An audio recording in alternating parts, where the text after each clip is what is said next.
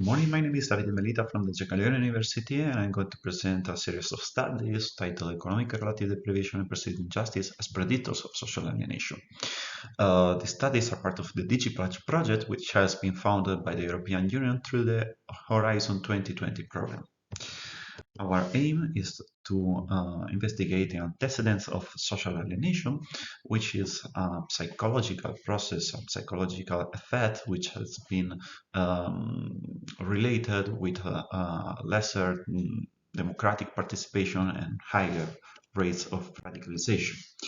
We built on previous studies on radicalization around the 3M model, which distinguish at least two levels of needs frustration, which co-contribute to radicalization.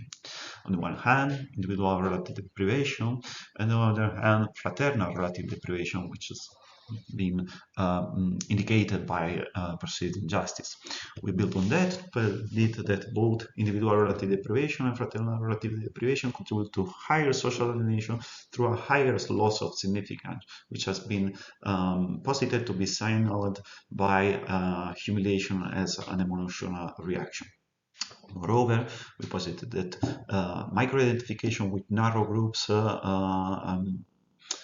built on narratives in opposition to the rest of the society and victimhood with respect to the rest of the society could contribute to this sense of perceived injustice.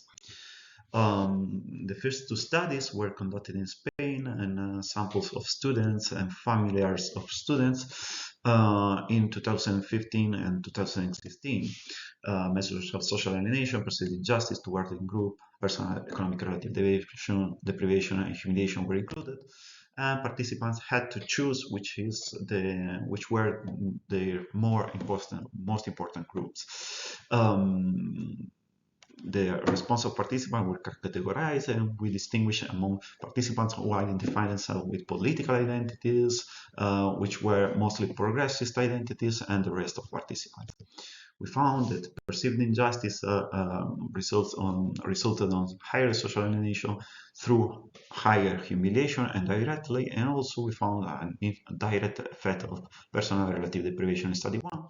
And in study 2, we found that politicized identity were indirectly and directly related to social alienation through perceived injustice, higher perceived in-group injustice, and humiliation.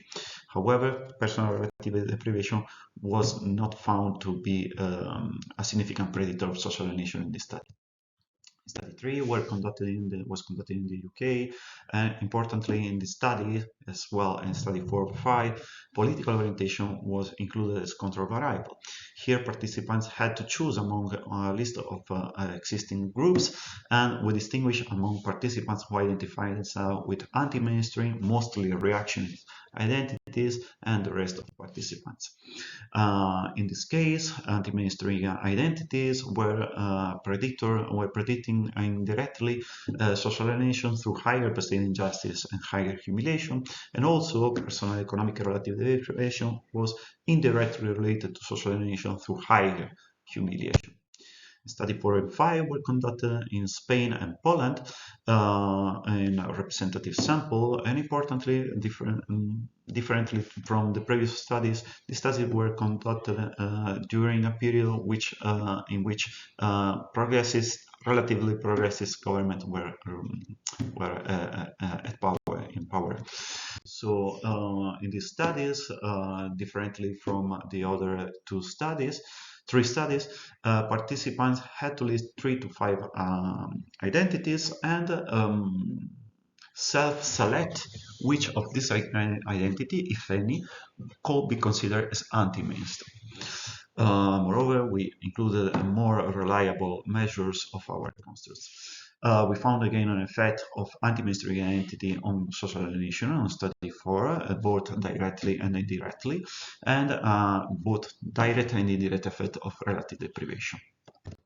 However, in study 2, the path from anti-mainstream identity to social alienation was only direct. It was not mediated by perceived injustice and humiliation. And we found also an indirect effect of personal relative deprivation on social alienation through higher humiliation. To conclude, we can say that both individual and group level variables matters in increasing social alienation through higher loss of significance, and that micro-identification could play an important role in it.